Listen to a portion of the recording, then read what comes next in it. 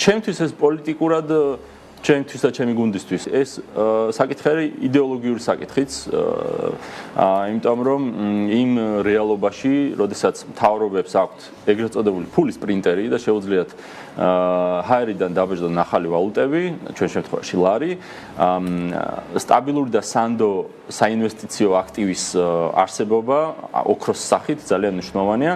მაგალითად, იმის გამო რომ ლარს არ ვენდობით მე და თქვენ, თუ კი რამე ფული ჩაგვივარდა, ვეცდებით რომ ამ ფულით რამ უძრავი ქონება ვიყიდოთ და იქ დავაბანდოთ. იმიტომ რომ ვიცით რომ ლარს თუ ანგარიშზე დადებ ან სეიფში დადებ, ის ლარი უბრალოდ გამოიჭმება, მისი მსყიდველობითი უნარი შემცირდება იმის და მიხედვით თუ რამდენ ახალ ლარიანს დაბეჭდავს ეროვნული ბანკი. ნებისმიერ ადამიანს, ნებისმიერ რაოდენობის მასის ოქრო შეუძლია იყიდოს და თვითონც გახდეს რაღაცნაირ საინვესტიციო ჭყალებში, რო ვთქვათ, ოქრო შეინახოს ნაცვლად სხვა აქტივებში ფულის დაბანდებისა და ყველაზე ხშირად ადამიანები ბინებში დებენ ფულს და ეს მე რაღაცა გვერდ ეფექტებს იწვევს, ის ბინები უაზრო ძვირდება, როდესაც არ უნდა ძვირდებოდეს, უამრავი ბინა შეუსახლებელია. რაღაც ინსტრუმენტ, საფინანსო ინსტრუმენტის დივერსიფიკაციის შესაძლებლობა შეიძლება.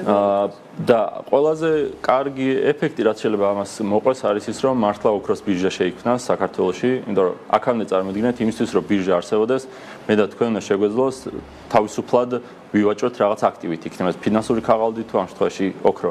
და თუ ზევიდან ამ თითო ვაჭრობაზე გადასახადს მიწესებ, გამოდის რომ მე რო თქვენ მოკიდეთ რაღაც გადასახადი წაიღოს სახელმწიფომ ნაწილი, თქვენ რომ მე უკან მე მოვყიდეთ ბირჟის ამბავი ხო ის არის ვიყიდე გავყიდია სულ.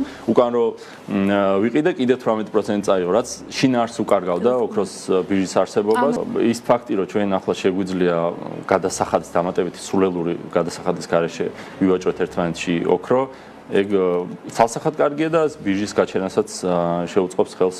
არ ვიცი მართლა რის გამო გადაწყვეტა ქართულმა ოცნებამ ეხლა შემოიტანა ეს კანონპროექტი. ჩვენ კანონპროექტს თავის დროზე არც კი მოусმინეს. ალბათ მართლა რაღაც ისეთი მოხდა, რაც ჩვენ არ ვიცით. სანდროს ვერსია რომ შეიძლება ეს უკავშირდებოდეს ამ ცნობილ ყადაღებულ 6 მილიარდიან ინვესტიციას, რომელიც არაბებიდან შემოდის, რადგან იქ ძალიან ოქროს კულტურა ძალიან მაღალია, ძალიან კარგი ოქროს ბირჟა აქვთ და შეიძლება უბრალოდ არც ან რჩევასავით ან მოდი გაგოკეთებინეთ ბირჟა ან რაღაც ასეთი საუბარი ყოფილიყო. თუმცა კიდევ ერთხელ ვიმეორებ, რაც არ უნდა იყოს ამის მიზეზი, იმის გამო რომ მეც თქვენც და საქართველოს ნებისმიერ მოქალაქეც ისარგებლეს ამით, რომ შეიძლება ოქროში შეინახოს თავის დანაზოგი, ეს ცალსახად კარგია და ვინც არ უნდა იყოს ამის ირიბი ან შემკვეთი ან ბენეფიტის მიღები, მივესალმები ამ კანონს, უფრო მეცაც გავაკეთებდი, ნაკეთობებზეც გავავრცელებდი, მაგრამ ამას არ აუშავს.